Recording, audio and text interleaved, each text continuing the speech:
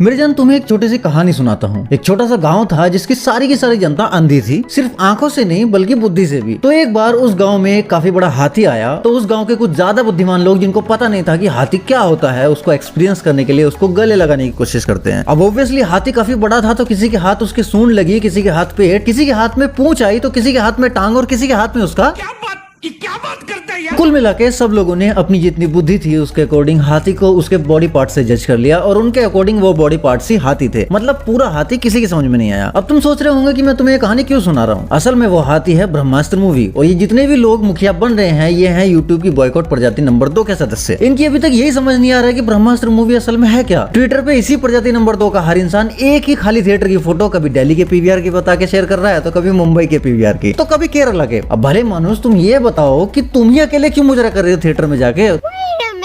तुम तो बॉयकॉट करने वाले थे ना, तो तुम थिएटर में मूवी देखने काहे के लिए गए बे? अबे तुम्हें बेइज्जती वगैरह फील होती है या नहीं थोड़ी बहुत, या फिर इज्जत के सारे कीटाणु डेटोल पी के मार लिए हैं? नहीं, आम इंसान के पास होता है ना मेरी जान, लाज शर्म हया का गहना। इन तीनों में से इसने कुछ नहीं पहना। खैर जाने दो, हम अपने काम की बात पे आगे बढ़ते हैं। मेरी जान ब्रह्मास्त्र मूवी तो तुमने देख ली, लेकिन क्या तुमको इस अस्त्रवर्ष में टेक प्लेस करने वाले सभी अस्त्रों की जानकारी है और इन सब की पावर हायरार्की क्या है, जिसके हिंट हमें टाइम टू टाइम मिलते रहे हैं। मोस्टली लोगों को लगता है कि अस्त्रवर्ष में सिर्फ 8 या 10 अस्त्र हैं, जबकि यहाँ अनगिनत अस्त्र हैं और उनमें लगभग 17-18 को तो हम मूवी में देख ही चुके हैं, और जिनमें से अकेले अग्निदेव के पास सबसे ज्यादा अस्त्र थे। हाँ, 1-2 अस्त्र जो शायद मूवी में नहीं दिखे वो इसके आगे के पार्ट्स या किसी स्पिन ऑफ में दिख जाएंगे, क्योंकि ये खेल अब और भी ज्यादा मजेदार होने वाला है। शायद हमें एसआरके के साइंटिस्ट कैरेक्टर मोहन भार्गव यानी कि वानरास्त्र के धारक के ऊपर एक स्पिन ऑफ मूवी देखने को मिले, और इसके लिए फैन डिमांड इतनी ज्यादा बढ़ गई है कि फैंस ने इसके लिए एक ऑनलाइन पिटीशन तक डाल दी है और उसको भर भर के साइन भी किया जा रहा है। और ऐसा शायद इंडिया में पहली बार हो रहा है। और मेरी जान बॉयकॉट प्रजाति नंबर 2 यही है ब्रह्मास्त्र मूवी की असली कमाई। इसने इंडियन नर्ड कम्युनिटी को एक नई दिशा दी है, क्योंकि डीसी तो वैसे भी कुछ कर नहीं रहा है और मार्वल अगर कुछ कर रहा है तो वो हक रहा है। इंडियन एक्सप्रेस में दिए अपने एक इंटरव्यू में आयान मुखर्जी ने खुद कहा कि फैन डिमांड से पहले ही 2019 में जब हम इस वानरास्त्र वाले सीक्वेंस को शूट कर रहे थे तब हमें इस कैरेक्टर के पोटेंशियल का अंदाजा हो गया था, तो हम इसमें कुछ ना कुछ तो कर ही सकते हैं आगे चल के। तो ऑब्वियसली अगर ये स्पिन ऑफ बनती है तो इसमें भी हमें वानरास्त्र के अलावा काफी सारे अस्त्र दिखाई देने वाले हैं। तो आओ अब तक देखिए सारे अस्त्रों को एक एक करके साथ में काउंट करते हैं ताकि कुछ छूट ना जाए। और यकीन मानो इस वीडियो के बाद तुम्हें आयान मुखर्जी के विजन के पोटेंशियल का अंदाजा हो जाएगा। इस बंदे ने बहुत दिमाग लगाया भाई अस्त्रों की इस दुनिया को रचने में। तो सबसे पहला अस्त्र आता है खुद ब्रह्मास्त्र। इसको पहले ऋषियों ने वरदान रूप में प्राप्त किया और फिर वो पीढ़ी दर पीढ़ी ब्रह्मांड की धरोहर बना रहा। फिर अर्ली 90s में देव ने उसको कंट्रोल करने की कोशिश की और अमृता ने उसको रोका और उसके 3 टुकड़े कर दिए। अब सोचने वाली बात यह है कि ब्रह्मास्त्र के 3 टुकड़े कर सके ऐसा अस्त्र कोई साधारण अस्त्र तो होगा नहीं। आएंगे, उस पर भी आएंगे। फिर उन 3 टुकड़ों में से एक को अमृता अपने साथ लेके शहर चली गई, दूसरा और तीसरा टुकड़ा साइंटिस्ट एंड आर्टिस्ट के पास चला गया डायरेक्टली। फिर बाद में ये तीनों टुकड़े जुनून के हाथ लगे और मूवी के एंड में ये वापस से ब्रह्मांड के हाथ में आ गए, वो भी टुकड़ों में नहीं बल्कि कंप्लीट फॉर्म में। अब जो बाकी अस्त्र हैं उनमें से अकेले देव के पास 6 अस्त्र थे। एक टाइम पे उसने ब्रह्मास्त्र भी प्राप्त कर लिया था और उसके अलावा उसके पास थे अग्नि अस्त्र, जल अस्त्र, कवच अस्त्र, वश मुकुट और ज्ञान अस्त्र। गुरु जब शिवा को देव की कहानी सुना रहा था तो उसने उसे कहा था कि जल, कवच और अग्निदेव तो वो था ही, अब उसे बनना था ब्रह्मदेव, यानी कि वो जल देव भी था। अब देखो इसे थोड़ा ध्यान से सुनना, यहाँ पे ये बात क्लियर हो जाती है कि ब्रह्मास्त्र के अलावा बाकी जितने भी अस्त्र हैं उनको एक ही टाइम पे एक से ज्यादा लोग भी कंट्रोल कर सकते हैं। जैसे कि जल अस्त्र को देव के साथ ही साथ अमृता भी कंट्रोल कर सकती थी। और जल और अग्नि दोनों ऐसे अस्त्र हैं जिनकी हेल्प से जल और अग्नि की एनर्जी को किसी भी फॉर्म में ट्रांसफॉर्म किया जा सकता है। जैसे शिवा खुद अग्नि अस्त्र था, बट वो अग्नि को कभी तलवार, कभी गदा और कभी त्रिशूल के रूप में यूज कर पा रहा था। सेम वैसे ही देव भी अग्नि और जल दोनों की एनर्जी को त्रिशूल की फॉर्म में भी यूज कर सकता था। और अमृता भी जलास्त्र को त्रिशूल की फॉर्म में यूज करती थी और उसने ऐसा किया भी। जब उसने ब्रह्मास्त्र को 3 टुकड़ों में तोड़ा तो उसने उस पे भी जलास्त्र से बने त्रिशूल से ही वार किया था। और अगर हम मूवी में दिखे कॉन्सेप्ट आर्ट्स को ध्यान से देखें तो हमें ब्रह्मांड के इन सभी मेंबर्स के हाथ में कोई ना कोई अस्त्र दिखेगा, पर त्रिशूल पूरे ग्रुप में किसी एक के पास होता था और वो भी ब्लू कलर की जल जैसी एनर्जी के साथ। तो इससे ये बात क्लियर हो जाती है कि जल और अग्नि अस्त्र अपने मेन स्टोन वाले फॉर्म के अलावा त्रिशूल की फॉर्म में भी यूज किए जा सकते हैं, या किसी नॉर्मल त्रिशूल को इन दोनों की ही एनर्जी से एन्चेंटेड किया जा सकता है। और मुंबई में हुई फैन स्क्रीन के टाइम पे इन सारे ही अस्त्रों को डिस्प्ले किया गया था, जिसमें मौजूद सारे अस्त्रों पे तो नाम थे बट त्रिशूल पे कोई नाम नहीं था, विच मीन्स कि वो खुद कोई पर्टिकुलर अस्त्र नहीं है। हाँ, लेकिन इस पूरी मूवी के दौरान हमने जुनून के हाथ में जो देखा वो भी असली अग्नि अस्त्र नहीं था। उसको एक तरह से अग्नि अस्त्र का प्रतिरूप कह सकते हैं। असली वाला हमेशा से देव की मूर्ति की चेस्ट में लगा हुआ था। जुनून जुनून को जब भी उसकी जरूरत होती थी तो वो देव के पास जाती थी और देव उसको उसका एक प्रतिरूप बना के दे देता था। फिर इसके बाद आता है कवच अस्त्र, जिसको कि हमने देव के पास भी देखा, और जब अनीश जुनून के ट्रक को खाई में धकेल रहा था तो जुनून भी उसको समन करती है। फिर इसके बाद आता है वश मुकुट, जो कि हमने देव की मूर्ति के हेडगियर के तौर पे देखा, और जब जुनून मोहन को टॉर्चर कर रही थी तो उस वक्त वो वश मुकुट को समन करती है मोहन को कंट्रोल करने के लिए, और हम मोहन के फोरहेड पे वश मुकुट की परछाई देख सकते हैं। और इसी से जुड़ा हुआ है सम्मोहन अस्त्र। जब जुनून देव से हेल्प मांगने जाती है तो वो उसको छोटी छोटी लाल मणियां देता है जिनकी हेल्प से वो लोगों को हिप्नोटाइज करती है। तो ये वैसे तो कोई सेपरेट अस्त्र नहीं है, ये एक तरह से वश मुकुट और अग्नि अस्त्र से जुड़ा हुआ है, बट चूंकि मूवी में अलग से इसको यूज किया हुआ है तो मैंने इसको अपने मन से नाम दे दिया सम्मोहन अस्त्र। फिर आता है ज्ञान अस्त्र। अब इसका सिर्फ नाम आया है मूवी में, लेकिन ये दिखता कैसा है ये नहीं दिखाया गया। अब ऐसा भी हो सकता है कि वश मुकुट को ही ज्ञान अस्त्र भी कहा जाता हो, क्योंकि उसी की हेल्प से उसको वेल्ड करने वाला दूसरे लोगों के दिमाग की बातें जान सकता था। या फिर ये कोई सेपरेट अस्त्र भी हो सकता है जिसको कि शायद आश्रम के 5 पांडवों में से शायद ये चश्मिश यूज करता है, क्योंकि ना तो इस बंदे का नाम बताया गया है मूवी में और ना ही इसकी पावर्स के बारे में दिखाया गया है। तो फिर ये इन 5 पांडवों में क्या कर रहा था मुझे समझ नहीं आ रहा है। तो ऑब्वियसली इसके पास कुछ ना कुछ स्पेशल पावर होनी चाहिए, और जैसे ये हर टाइम कॉपी पेन लेके बैठा रहता है तो मुझे तो यही लग रहा है कि भाई ज्ञानास्त्र इसी के पास होगा। क्या ऐसा भी हो सकता है कि डिंपल कपाड़िया के कैरेक्टर के पास ज्ञानास्त्र हो, क्योंकि